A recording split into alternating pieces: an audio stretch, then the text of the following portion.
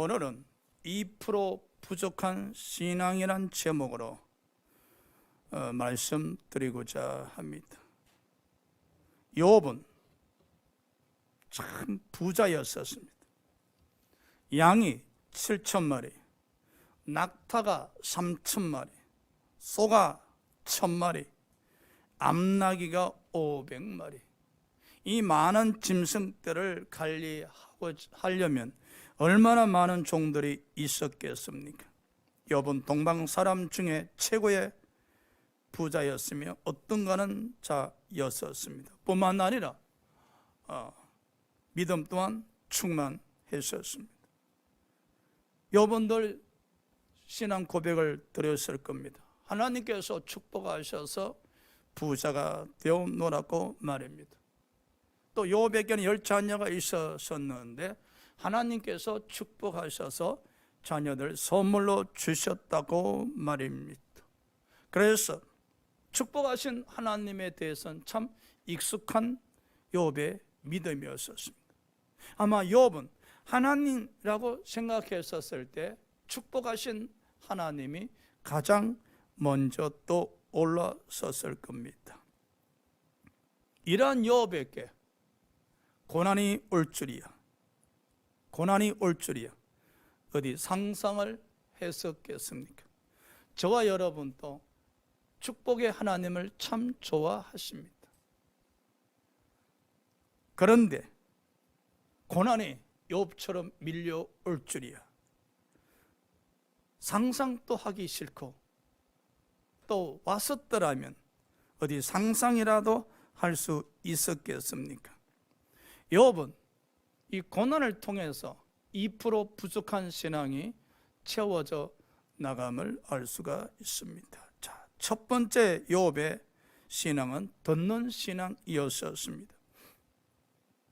욥은 이 성경 지식에 대해서, 특히 하나님에 대해서 나름대로 정립되어진 지식을 갖고 있었습니다. 하나님에 대해서 나름대로 영적으로 정립이 되어 있었죠. 바로 하나님에 대해서 영적으로 정립되어진 그 하나님은 욥에게 있어서 축복하시는 하나님, 늘 좋은 일을 일어나게 하시는 하나님이었습니다. 그런데 그 축복에 하신 하나님으로 말미암아 축복받았던 욥이 하루아침에 그 축복이 사라지고 지옥의 나락으로 떨어질 줄 누가 알았겠습니까? 하나님은 욥의 신앙을 칭찬하셨습니다. 참 아름답죠. 창세기 26장 5절인가 보면은 하나님께서 아브라함의 신앙 또한 칭찬하셨습니다. 사복음서에 보면은 예수께서 믿음 있는 자들의 신앙을 칭찬하셨습니다. 그 칭찬받는 신앙인들에게 바로 사탄이 가장 시기한다는 사실이지. 사탄은 누굴 제일 싫어하는가? 믿음 칭찬받는 사람을 가장 싫어합니다. 그러면 하나님으로부터 칭찬받을 수 있을 정도의 믿음인이라면 그 칭찬받는 믿음으로 우는 사자같이 두루 삼킬 자를 찾는 사탄을 대적했어야 될 텐데 사탄이 욥을 공격하기 시작했었습니다. 서바 사람들이 침략해서 욥의 종들을 죽였습니다. 이유 없이 죽였습니다. 갑자기 하늘에서 불이 떨어져서 욥의 양떼들과 종들이 불타 죽었었습니다. 갈대아 사람들이 떼를 지어 침략해 욥의 낙타 3,000마리를 다 빼앗아 가버렸었습니다. 어찌 하루아침에 욥은 재물과 종이 죽고 없어져 버렸었습니다. 그런데 하루는 욥의 큰 아들 집에서 모든 자식들이 모여서 잔치를 열고 있었는데 갑자기 큰 바람이 불어닥치면서 집이 무너져 내리면서 욥의 10식구의 아들들이 다 깔려 죽어버렸었습니다. 짧은 시간에, 가장 짧은 시간에, 순식간에 욥은 지옥의 나락으로 떨어지는 고난을 당하기 시작합니다. 그럼에도 불구하고 욥은 나름대로 하나님에 대한 신앙이 정립되어 있었기에 믿음의 고백을 드리죠. 욥기서 1장 21절에 재물과 자식들은 하나님이 주셨기에 이 재물과 자식들 또한 거둬가시는 이도 하나님이시라고. 재물과 자식들 하나님이 주셨기에 하나님이 주인 되시기에 그 주인 되신 하나님이 주셨다가 거둬가시는 것은 당연한 일이라고 고백을 드립니다. 욥은 자기 모든 재물과 죽은 자녀들을 하나님에 의해서 거둬갔다고 생각하셨습니다. 욥의 신앙이 아름다워 보이죠. 졸지에 재물과 자식이 다 죽고 재물이 없어졌음에도 불구하고 욥은 나름대로 정립된 하나님에 대해서 믿음을 갖고 있었기에 믿음의 고백을 드렸었습니다. 또 사탄이 욥을 공격해서 욥이 발바닥에서 머리에 이래까지 온 몸에 종기가 넘쳐나기 시작했었습니다. 여러분, 종기가 나면 가렵습니다. 그래서 기아장을 가지고 얼마나 가려웠는지 몸을 긁기 시작했었습니다. 그때 욥이 또 하나님에 대한 정립된 신앙으로 고백을 드리죠. 2장 10절에 우리가 하나님으로부터 복을 받았은즉 화도 받는 것은 당연하지 않는가. 여러분, 욥기서를 1장과 2장까지 읽으면 정말로 욥의 신앙이 은혜스럽고 본받을 만합니다. 부족함이 없잖아요. 아니 2%가 부족한 것이 아니라 오히려 2%가 넘쳐나고 있음을 알 수가 있습니다. 욥이 축복의 하나님에 대한 나름대로 신앙이 정립되어 있었지 않습니까? 그런데 그 축복이 사탄의 공격에서 다 거두어짐에도 불구하고 그 축복의 하나님을 믿으면서 나름대로 정립되어 있었던 믿음의 생각을 고백을 드리잖아요. 주신 이도 하나님이시요 거두신 이도 하나님이요 복을 주신 이도 하나님이요 그러니 화를 당하는 것도 당연하지 않는가. 그런데 여러분, 듣는 신앙은 믿음에 힘이 없습니다. 이 듣는 신앙은 성경 지식적으로 하나님에 대해서 나름대로 정립하고 믿음의 생각과 믿음의 말을 한다 할지라도 여러분, 신앙에 힘이 없습니다.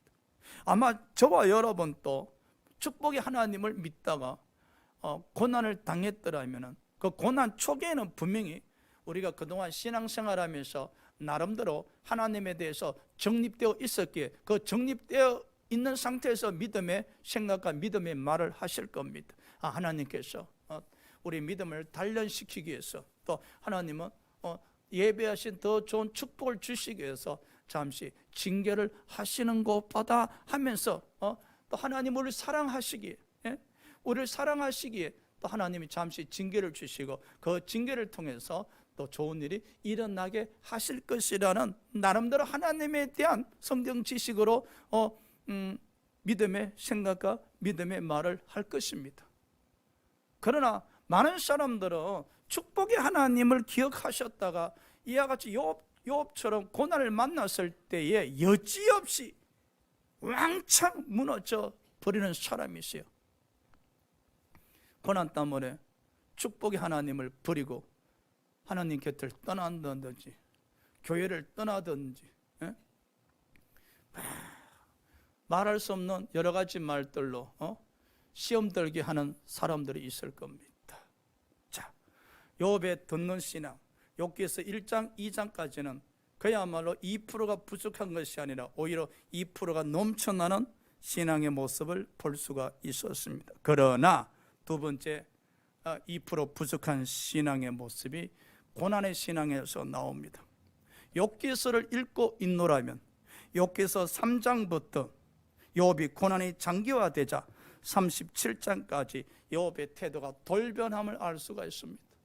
1장과 2장에서 나름대로 축복이 하나님에 의해서 정립된 믿음의 생각과 말은 온데간데 없이 사라지고 고난이 장기화되고 그의 고통이 깊어지고 그 고통을 때문에 밤잠을 설치고 있었을 때 욥의 태도는 돌변하기 시작합니다. 여러분, 긴 병에 효자 없단 말이 있지 않습니까? 긴 고난에 믿음 지키기가 참 힘듭니다, 여러분. 욥도 마찬가지였었습니다.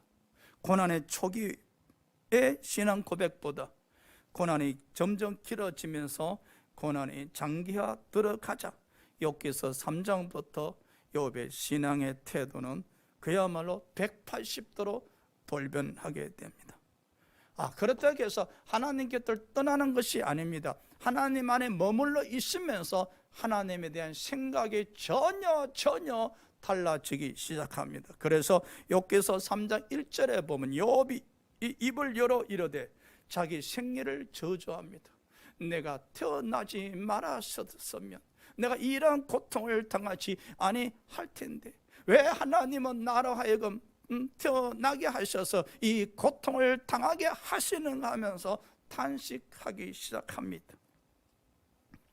뿐만 아니라 욥기서 9장 17절 18절에 보면 하나님께서 까닭없이 이유 없이 나를 징계하시고 나를 치셔서 내 상처를 깊게 하실 뿐만 아니라 숨을 쉬지 못하게 하셔서 나에게 괴로움을 날마다 더하고 채워 나가신다라고 원망 불평합니다. 욥기서 1장 2장에 욥의 듣는 신앙에서 믿음의 생각, 믿음의 말은 온데간데 없이 사라지고 그가 고난의 단계로 진입했었을 때 그는 생애를 저주했었고 그리고 이 고난을 하나님이 주신다 생각하여 하나님께서 이유 없이 욥 자신에게 고난을 주신다 생각하여 하나님 어찌하여 나를 치십니까? 어찌하여 나에게 이 상처를 깊게 하십니까? 어찌하여 상처로 말미암아 숨을 쉬지 못하게 하십니까? 어찌하여 나에게 날마다 고통을 더하셔서 밤잠을 설치게 하십니까? 라고 원망하며 불평합니다. 그러면서 욥기서 10장 2절에 하나님 이유나 좀 합시다. 왜 저를 하루아침에 고난을 주셔서 망하게 하십니까? 하나님 이유나 좀 합시다. 왜 까닭없이 왜 이유 없이 저를 치셔서 이렇게 고통스럽게 하십니까? 이유나 좀 합시다 하고 하나님께 기도드립니다. 참 안타깝지요. 그래서 자기가 징계받는 것에 대해서 이유를 알기 위해서 하나님께 나가서 부르짖었으나 자러 가도 우러 가도 하나님을 만날 수가 없었습니다. 보십시오. 3장 이후로부터 고난을 만난 욥의 신앙의 태도가 하나님에 대해서 탄식하며 원망하며 불평해가는 모습을 우리가 발견할 수 있지 않습니까? 우리는 여기서 뭘 깨닫습니까? 욥이 사탄에 대해서 영적으로 무지하고 있음을 알 수가 있지 않습니까? 그런데 욥의 세 친구가 욥에게 병문안 와서 또 잘난 척합니다. 욥이 하루아침에 폭삭 망한 것을 보고 욥아 너는 죄가 없다고 강변하고 하나님이 이유 없이 까닭 없이 너를 고통스럽게 하셨다고 말을 하지만 생각해봐라. 하나님이 무슨 억하심이 있어서 너를 이유 없이 이렇게 고통스럽게 하시겠는가? 우리 생각에 욥 너는 분명히 죄를 지었기에 너만 알고 있는 죄를 지었기에 하나님은 그 죄값으로 너에게 고난을 주는 것이니 너는 하나님께 회개해라. 그래 하나님이 다시 너를 축복하신다라고 이야기합니다. 욥의 세 친구 또한 사탄에 대한 영적 무지입니다. 아니, 욥은 하나님이 나를 이유 없이 까닭없이 징계한다고 하나님에 대해서 원망 불평하고, 욥의 세 친구는 욥이 고통을 당하는 것은 욥의 죄로 말미암아 고통당한다고 이야기하고 있습니다. 우리가 고난당할 때 여러분 영적으로 깨어 있어야 됩니다. 고난당할 때 욥처럼, 욥의 세 친구처럼 영적 무지하게 되어지면, 그래서 고난당할 때 이상한 곳으로 찾아갑니다. 여러분, 왜 많은 사람들이 고난당할 때 믿음을 버리고 이상한 곳에 찾아가는지 아십니까? 그 고난에 대해서, 고난당했을 때 하나님에 대한 영적으로 중립이 되어 있지 않기에, 또 고난당했을 때 사탄에 대해서 영적으로 무지하기에, 그래서 우리가 이상한 곳으로 찾아갈 수밖에 없는 것이죠. 그런데 요한복음 보십시오. 여러분, 요한복음 9장 1절 2절에 보면은 예수님과 제자들이 길로 걸어가고 있었습니다. 그때 예수님 제자들이 맹인을 발견하고 예수님께 질문하지요. 예수님, 저 맹인은 말입니다, 자기 죄로 맹인이 되었습니까? 부모의 죄로 맹인이 되었습니까? 예수님 제자들조차도 맹인이 된 것은 죄로 인해서 맹인이 되었다고 생각하고 있지 않습니까? 이 잘못된 신앙 지식의 정립, 잘못된 신앙의 지식 정립으로 이와 같이 맹인이 자기 죄로 맹인 되었습니까? 부모의 죄로 맹인이 되었습니까? 라고 질문하는 겁니다.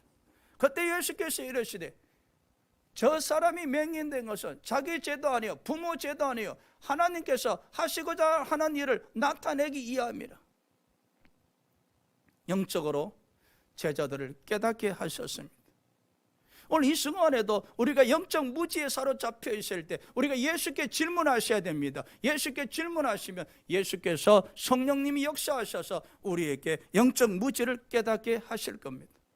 에베소서 4장 13절인가 사도 바울이 이르되, 우리의 신앙생활에 있어서 믿는 것과 아는 것이 하나여야 된다 합니다.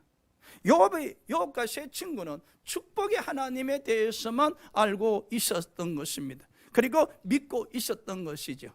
그러나 여러분, 우리는 축복의 하나님도 아셔야 되지만은 고난 속에 계시는 하나님도 발견하셔야 됩니다. 그래서 신앙이 건강하시려면 고난 당했을 때 믿는 믿음과 지식이 하나여야 된다는 겁니다. 고난 당했을 때 영적 지식이 있어야만이 영적 무지에 빠지지 않게 되어진다는 사실이죠. 욥과 세 친구는 사탄에 대해서 사자도 끄집어내지 않습니다. 언급조차 하지 않습니다. 그들 생각 속에는 사탄이 이 고난을 주었다는 생각을 상상조차도 못하고 있지 않습니까? 얼마나 영적 무지입니까? 2% 부족한 신앙, 아니 그야말로 98% 부족한 신앙이라 해도 과언이 아닙니다. 여러분, 우리는 사탄에 대해서 얼마나 많이 알고 있습니까? 이 시대는 귀신에 대해서 설교하는 것을 싫어한다 합디다. 사복음서에 보면은 예수께서 귀신을 쫓아내는 여러 사건들을 만날 수가 있습니다. 특히 귀신이 사람 속에 직접 들어가 버린 상태에서는 그 귀신에 의해서 지배당하는 자는 스스로 귀신을 쫓아낼 수가 없음을 우리가 알 수 있잖아요. 그래서 예수께서 귀신의 지배당한 자들 만났을 때 그 귀신을 쫓아내심을 우리가 보았지 않습니까? 그리고 또 귀신을 쫓아내는 은사를 가진 자들이 귀신에 의해서 지배받는 자를 만났을 때 그 귀신을 쫓아내어 줌으로 말미암아 치료하는 모습을 보았지 않습니까? 반면에 요한복음 13장 2절에는 귀신이 가룟 유다 생각 속에 예수님을 대적하는 생각을 집어넣는 모습을 보았지요. 그럼요, 오늘날 가장 많은 성도들이 귀신의 집어넣는 그 생각으로 말미암아 하루아침에 돌변하게 됨을 알 수가 있죠. 어제까지만 해도 성령 충만, 믿음 충만, 말씀 충만, 전도 충만, 할렐루야 밖에 몰랐는데 갑자기 사람이 변합니다. 믿음 충만, 성령 충만, 말씀 충만 싹 사라지고 세상 충만뿐입니다. 그리고 하나님에 대한 생각이 바뀌어져 버림을 알 수가 있죠. 그럼 빨리 아셔야 됩니다. 귀신이 생각을 집어넣었으므로 이 집사님이 결국은 믿음의 생각을 다 도둑질, 강도질 당하고 세상 생각으로 이끌림 받고 있구나. 그럼요, 여러분 자녀들이, 우리는 되게 하루아침에 변하면 사춘기가 왔다라고 이야기하잖아요.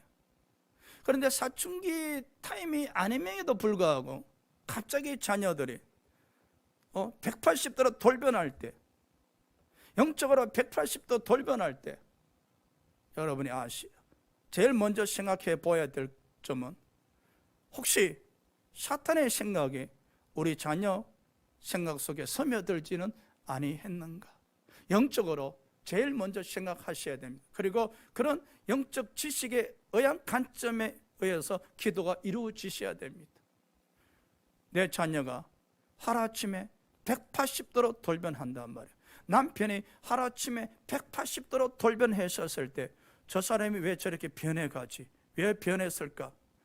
라고 생각하기보다는 우리는 믿는 사람이기 때문에 혹시 사탄이 생각을 집어넣어서 남편을 하여금, 자녀를 하여금 사람이 좋은 사람에서 나쁜 사람으로, 믿음의 사람에서 세상의 사람으로, 긍정적인 사람이 부정적인 사람으로 확 돌변하게 만들었지 않는가? 영적 관점에서 여러분 판단하시고 생각하셔야만이 이같이 영적 무지에 빠지지 않게 된다는 사실입니다.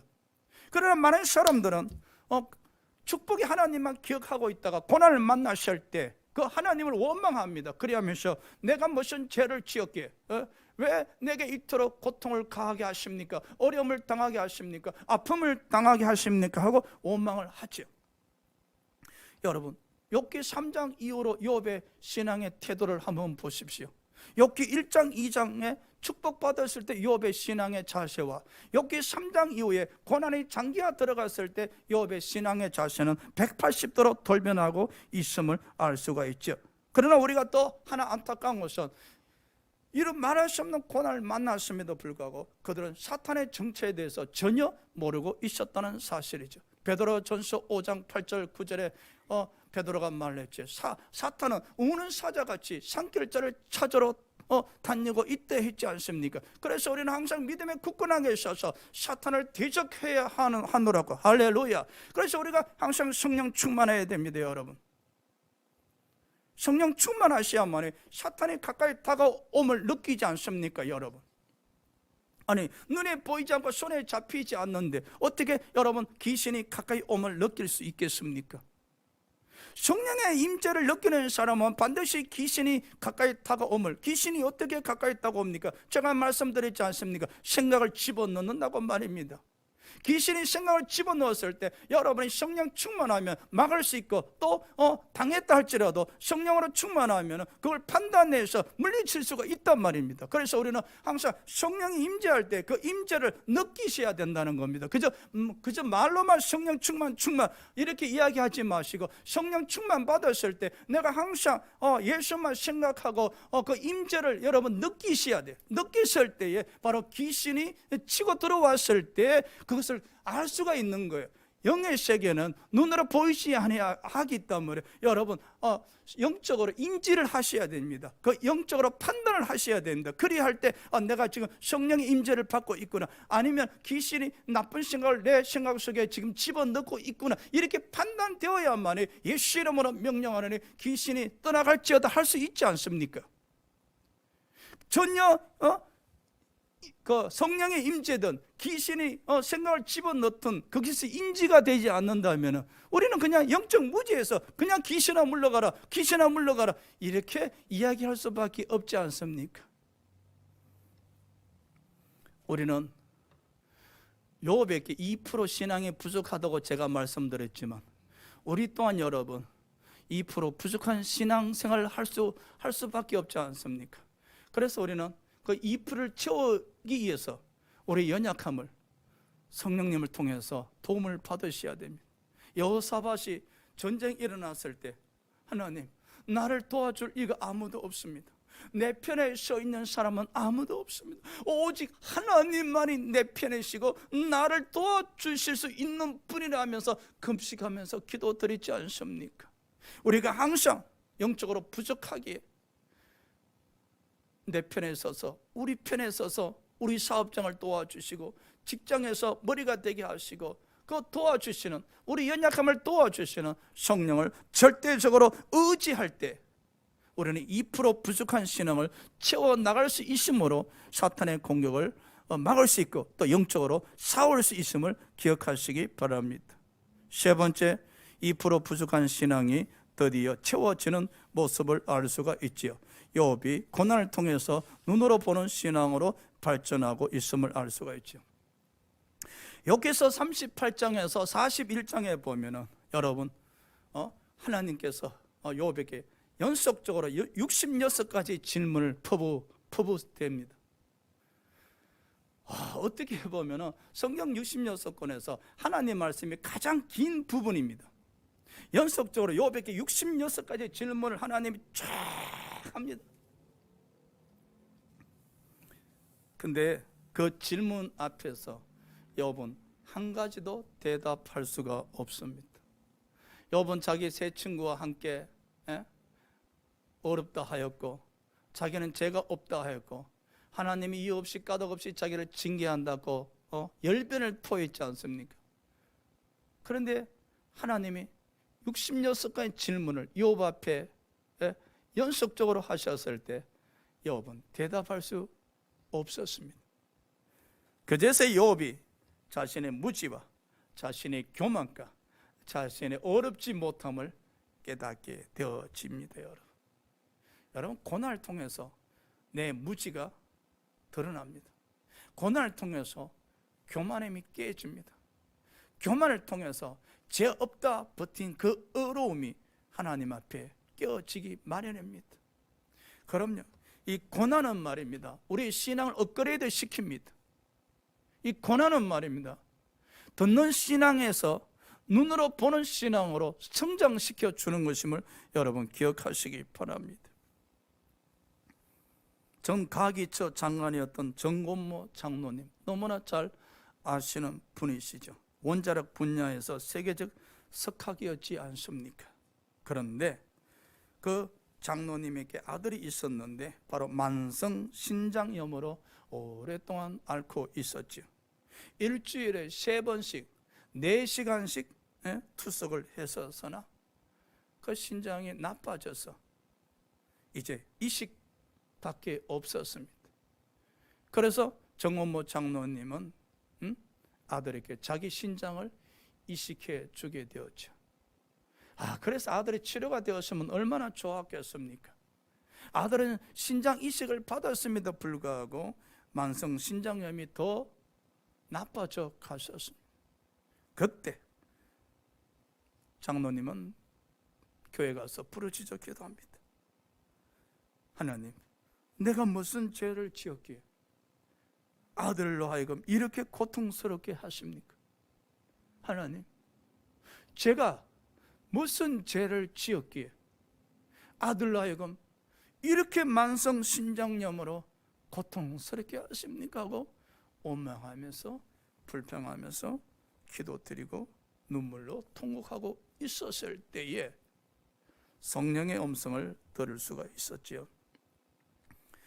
너의 아들은 작은 십자가를 지고, 그 작은 십자가는 뭘 의미하냐면 바로 만성 신장염을 의미하지요. 그 만성 신장염이란 작은 십자가를 지고 가는 너의 아들로 인해서 너는 감사해 본 적이 있는가?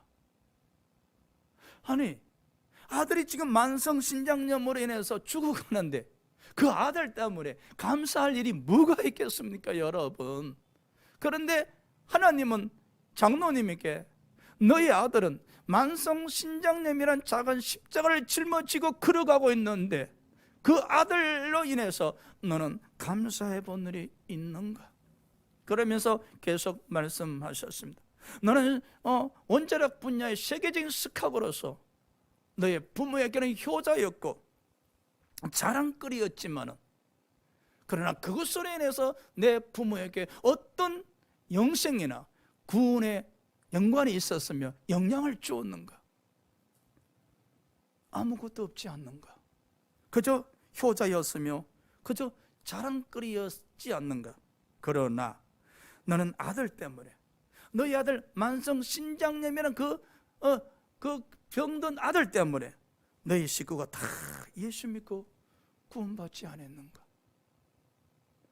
너의 가정을 구원시키기 위해서 너희 아들이 만성신장염이란 작은 십자가를 짊어지고 걸어가고 있지 않는가? 너의 가정 구원을 위해서 너의 자녀가 만성신장염이란 그 고통의 십자가를 짊어지고 죽어가고 있지 않는가? 너는 그 아들에게 감사한 일이 있는가? 그제서야 정원모 장로님이 하나님의 은혜를 깨닫게 되죠. 눈으로 보는, 귀로 듣는 신앙에서 눈으로 보는 신앙으로 성장하는 순간입니다. 여러분, 눈으로 보는 신앙은 깨닫는 겁니다. 반면에 듣는 신앙은 그냥 듣는 거예요. 눈으로 보는 신앙은 깨닫는 거예요. 근데 그 중간에 고난이 난 게 있다는 거예요. 그 고난의 단계를 통해서 고난의 단계를 통해서 눈으로 보는 신앙을 성장하게 된다는 것이죠. 장로님은 그 순간부터 하나님에 대한 자신의 영적 무지함을 회개했을 뿐만 아니라 아들을 하나님께 맡겨버리고 감사합니다, 감사합니다. 그리고 시간이 지났을 때 아들의 질병은 100% 치료가 되어서 건강하게 직장생활을 할 수 있게 되었다는 것이죠. 그럼요, 우리가 신앙생활하면서 우리는 너무나 여러분 축복의 하나님만 기억하고 있습니다.